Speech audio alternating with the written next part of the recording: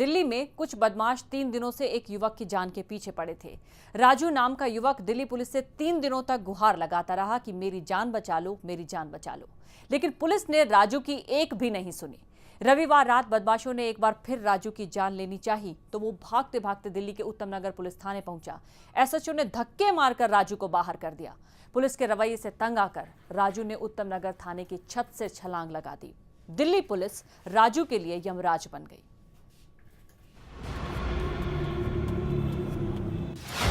Delhi police की बेरुखी से तंग आकर एक युवक ने जान दे दी।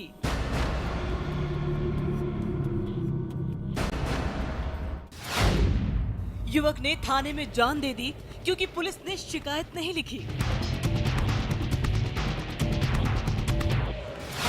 दूसरी तरफ दिल्ली पुलिस एक पूर्व सांसद के 2 बल्ब ढूंढ रही है। सांसद का चोरी हुआ कटहल ढूंढने के लिए पुलिस फिंगरप्रिंट लेती है।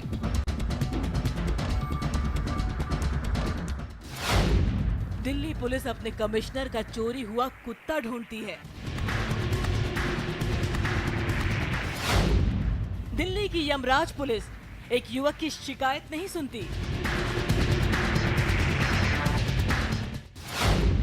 आखिर किसकी सेवा में सदैव तत्पर है दिल्ली पुलिस। न्यूज़ एक्सप्रेस के लिए ब्यूरो रिपोर्ट। तो दिल्ली पुलिस एक युवक के लिए यमराज बन गई क्योंकि उसका कोई रसूख नहीं था। दिल्ली पुलिस एक युवक के लिए यमराज बन गई क्योंकि वो युवक अंग्रेजी नहीं झाड़ सकता था। दिल्ली पुलिस एक युवक के लिए यमराज बन गई क्योंकि वो युवक काली बस्ती में रहता था।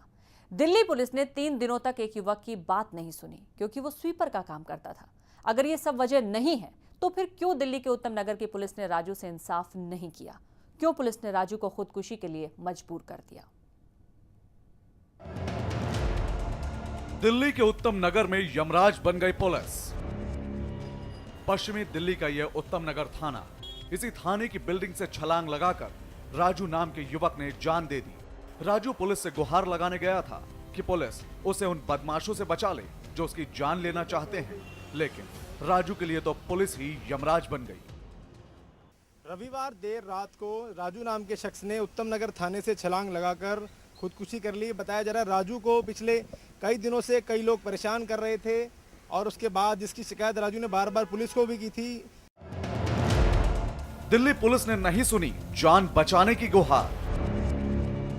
राजू अपनी जान बचाने की गुहार लगाने पुलिस के पास गया था, लेकिन उत्तम नगर थाने में किसी ने उसकी नहीं सुनी। यहां तक कि थाने के एसएचओ ने राजू को धक्का देकर बाहर कर दिया। फिलहाल पुलिस ने इस मामले में चुप्पी साध रखी है। मीट वाले से बचाने की गुहार लगाने गया था राजू। बेटी की मौत से मां पर आफत का पहाड़ टूट पड़ा है। राजू की मां खुद को संभाल नहीं पा रही है। बार बार सिर्फ ये कह रही है कि उसके बेटे राजू को किसी मीट वाले से जान का खतरा था। इनका नाम ले रहा, मीट वालों का नाम ले रहा था। कितने लड़के मेरे पीछे, मीट वाले मुझे मारेंगे मम्मी, मेरी बात सुन, मुझे मीट वाले मारेंगे मम्मी, मीट वाले मारेंगे मुझे, ऐसे बता रहा था, मुझे खूब बता रहा था, आके नहीं घर में बता रहा था।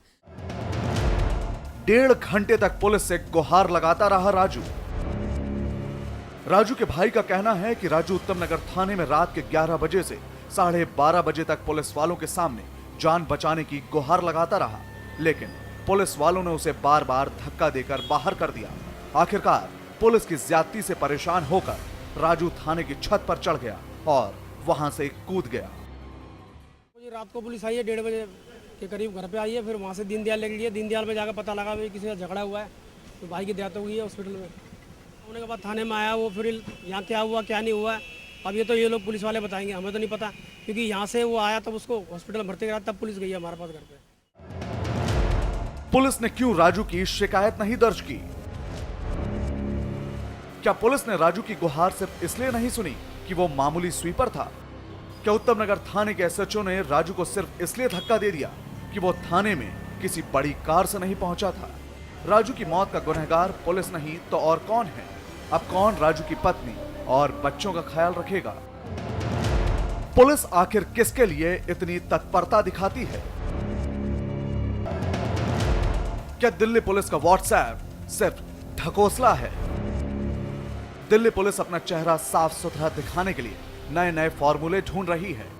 शिकायत दर्ज करने के लिए कभी ऑनलाइन एफआईआर की सुविधा शुरू की जाती है, तो कभी पुलिस वालों की शिकायत सीधे बड़े अधिकारियों तक पहुंचाने के लिए व्हाट्सएप सुविधा की शुरुआत की जाती है। लेकिन पुलिस की ये सारी सुविधाएं आखिर किसके लिए हैं? इस पूरे मामले में सबसे दुखद पहलू ये है कि जिस तरीके से दिल्ली पुलिस लगातार बात करती है सुधारों की, और कुछ ही दिन पहले एक व्हाट्सएप का नंबर इन्होंने रिलीज़ किया है दिल्ली पुलिस ने कि अपने पुलिस वालों की किसी भी शिकायत को देने के लिए, लेकिन एक तरफ तो तकनीक की बात हो रही है, दूसरी तरफ आम जनता का नहीं सुना जा रहा, जिसकी वजह से राजू आज इस दुनिया के अंदर नहीं है। कैमरा पर्सन विनयकांत के साथ सुमित चौहान, न्यूज़ एक्सप्रेस, दिल्ली। राजू एक नहीं, दो नहीं, तीन बार दिल्ली के उत्तम नगर थाने में जाकर जान बचाने की गुहार लगाता रहा, लेकिन थाने के छोटे से लेकर बड़े पुलिस अधिकारी तक ने उसे अनसुना कर दिया। रविवार रात जब राजू पुलिस थाने में शिकायत लेकर गया कि कुछ बदमाश उसकी जान लेना चाहते हैं, तो थाने के एसएचओ ने उसे इतना प्रताड़ित कर दिया कि राजू थाने की छत से कूदकर जान देने को मजबूर हो गया। राजू के घर में मातम पसरा है। बेटे की मौत से मां सुध खोती जा रही है और राजू की मासूम बेटी दादी को रोता देखकर सहम सी गई है।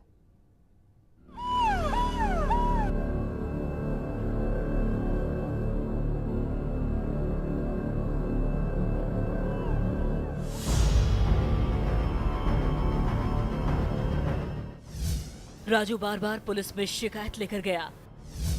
राजू बार बार कहता रहा, मेरी जान को खतरा है। रविवार देर रात को राजू नाम के शख्स ने उत्तम नगर थाने से छलांग लगाकर खुदकुशी कर ली। दिल्ली पुलिस का असली चेहरा बेनकाब हो गया है। सदैव आपके साथ रहने का दावा करने वाली दिल्ली पुलिस दरअसल सिर्फ उन्हीं की सुनती है जिनका कोई रसूख हो, जिनका कोई रुतबा हो। राजू 3 दिन से पुलिस में शिकायत लेकर जा रहा था कि उसकी जान को खतरा है, फिर भी पुलिस ने राजू की कोई मदद नहीं की। पुलिस से मदद नहीं मिलने से राजू इतना परेशान हो गया कि उसने थाने की छत से छलांग लगा दी। दिल्ली पुलिस ने राजू के परिवार से क्यों झूठ कहा? राजू ने जब थाने की छत से छलांग लगाकर जान दे दी तो पुलिस अपनी करतूत छिपाने के लिए झूठ पर उतर आई। पुलिस ने राजू के घर वालों को बताया कि उसके पैर में चोट है और उसे दीनदयाल उपाध्याय अस्पताल में भर्ती कराया गया है। घर वाले अस्पताल पहुंचे तो राजू ने 5 मिनट बाद ही दम तोड़ दिया। हॉस्पिटल गए, उस टाइम भी थोड़ा बहुत होश में था, उसके 5 मिनट के बाद खत्म। भाई यही बोला, मेरे को मारा, बस थोड़ी हड़बड़ाहट में था, जल्दबाजी में था, थोड़ा ऐसे डर में था, मतलब डर के चोट की वजह से मेरे को मारा, यही बोला बस। उसके बाद 5-10 मिनट के बाद खत्म। राजू की जान दिल्ली पुलिस को क्यों सस्ती लगी? दिल्ली पुलिस ये दावा करती है कि उसके पास कोई भी मामला आए वो तुरंत हरकत में आ जाती है। तो फिर राजू की जान पुलिस को इतनी सस्ती क्यों लगी कि उसके लाख गुहार करने के बावजूद पुलिस ने उसकी एक नहीं सुनी? क्यों पुलिस ने राजू को इतना परेशान कर दिया कि उसने थाने की छत से कूदकर जान दे दी? उन्होंने बताया कि 2:30 बजे कि लड़ाई हुई है उसकी किसी के साथ, मारी पीटी खूब हुई है, उसको चोटें लगी हुई है, ये बताया था। तब मेरे जीजा हॉस्पिटल गए थे दीनदयाल, तब उस टाइम वो ठीक ठाक था, बातचीत कर रहा था, ये बोल रहा था मेरी टांग काट दो, मेरी टांग काट दो। बिना कुछ बोले क्यों चले गए डीसीपी साहब? उत्तम नगर थाने में पुलिस की गलती से राजू की जान चली गई। मामला इतना संगीन है कि डीसीपी तक बोलने से कतरा रहे हैं।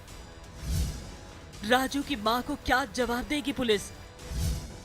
राजू की बहन से अब क्या कहेगी पुलिस? राजू की छोटी सी बेटी का अब क्या होगा? उत्तम नगर थाने में दिल्ली पुलिस ने जो लापरवाही दिखाई है उससे लोगों का पुलिस पर से विश्वास उठ जाएगा। पुलिस व्हाट्सएप और हॉटलाइन नंबर देकर खुद को चाहे कितनी भी तत्पर दिखाने की कोशिश क्यों न करे, लेकिन लोग उस पर यकीन नहीं करेंगे, क्योंकि एक माँ, एक बहन और एक बेटी के सवालों का दिल्ली पुलिस के पास कोई जवाब नहीं है। न्यूज़ एक्सप्रेस के लिए दिल्ली से सुमित चौहान के साथ ब्यूरो रिपोर्ट। दिल्ली पुलिस में जैसे कोई संवेदना बची ही नहीं है। एक युवक जिसके सर पर पूरे परिवार की जिम्मेदारी थी, उसकी गुहार पुलिस ने ठुकरा दी और उसे खुदकुशी करने पर मजबूर कर दिया। दूसरी तरफ दिल्ली पुलिस एक पूर्व सांसद के घर से चोरी हुए 2 बल्ब की तलाश में फिंगरप्रिंट्स एक्सपर्ट्स की मदद ले रही है। आखिर दिल्ली पुलिस तत्पर किसके लिए है? क्या कटहल, कद्दू, कमिश्नर का कुत्ता और पूर्व सांसद के घर से चोरी हुए 2 बल्ब राजू की जान से ज्यादा कीमती हैं? पूर्व सांसद के घर बल्ब की चोरी पर जाग जाती है पुलिस।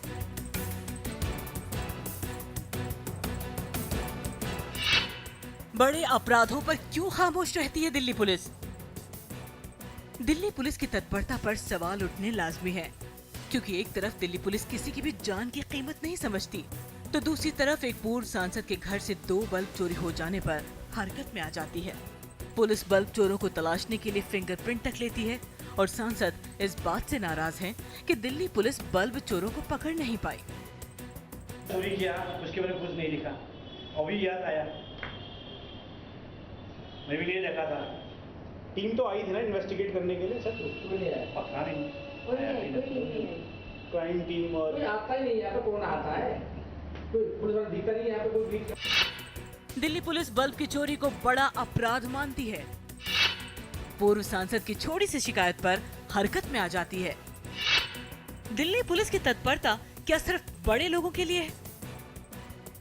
दिल्ली के जिस पूर्व सांसद ने ये FIR दर्ज कराई है, वो असम के कोराझार से सांसद थे। लोकसभा चुनाव हार गए तो बंगला खाली करने के लिए कहा गया। असम से वापस लौटे तो देखा कि बल्ब गायब है। फिर क्या था, पूर्व सांसद साहब ने FIR दर्ज करा दी। दिल्ली पुलिस की 2 टीमें इस घर के अंदर पहुंची और पहुंचने के बाद क्राइम इन्वेस्टिगेशन टीम और फिंगरप्रिंट एक्सपर्ट्स ने तमाम एरिया की जांच पड़ताल की। हालांकि अभी तक जांच में कुछ भी निकल के नहीं आया है, लेकिन वहीं पूर्व सांसद का ये कहना है कि दिल्ली पुलिस का लचर रवैया है, इसीलिए अभी तक किसी की भी गिरफ्तारी नहीं हो सकी है। कैमरा पर्सन ज्योतिर्मय के साथ मनीष प्रसाद, न्यूज एक्सप्रेस, दिल्ली। अब देखिए दिल्ली पुलिस की कटहल तहकीकात कि क्या वाकई दिल्ली पुलिस रसूख वालों के साथ अलग व्यवहार करती है और बिना रसूख वाले लोगों के साथ अलग।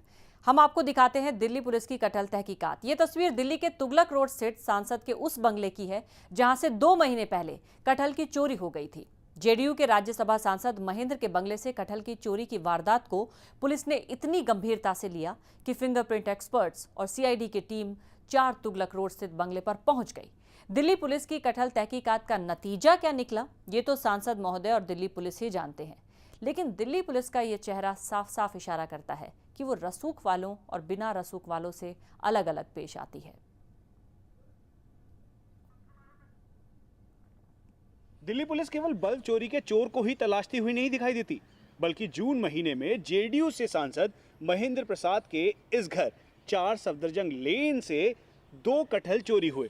दिल्ली पुलिस ने FIR भी दर्ज की और यहां तक कि चोरों को पकड़ने के लिए फिंगरप्रिंट एक्सपर्ट को भी बुलाया गया, जिन्होंने चप्पे चप्पे को खंगाल डाला। CID भी पसीने बहाती हुई दिखाई दी। कैमरा पर्सन ज्योतिर्मय के साथ मनीष प्रसाद, न्यूज एक्सप्रेस, दिल्ली। बढ़ते आगे, पूर्व केंद्रीय मंत्री और कांग्रेस की नेता कुमारी शैलजा के बंगले में सर्वेंट क्वार्टर से एक लाश मिली है। पुलिस का कहना है कि लाश कुमारी शैलजा की नौकरानी के पति संजय की है। सर्वेंट क्वार्टर में संजय की लाश खून से सनी हुई थी। जाहिर है पुलिस को यह समझते देर नहीं लगी कि मामला हत्या का भी हो सकता है। मौके पर मौजूद परिजन भी ये चीख चीख कर कह रहे हैं कि किसी ने संजय की हत्या कर दी है। पूर्व मंत्री कुमारी शैलजा के घर में मिली लाश।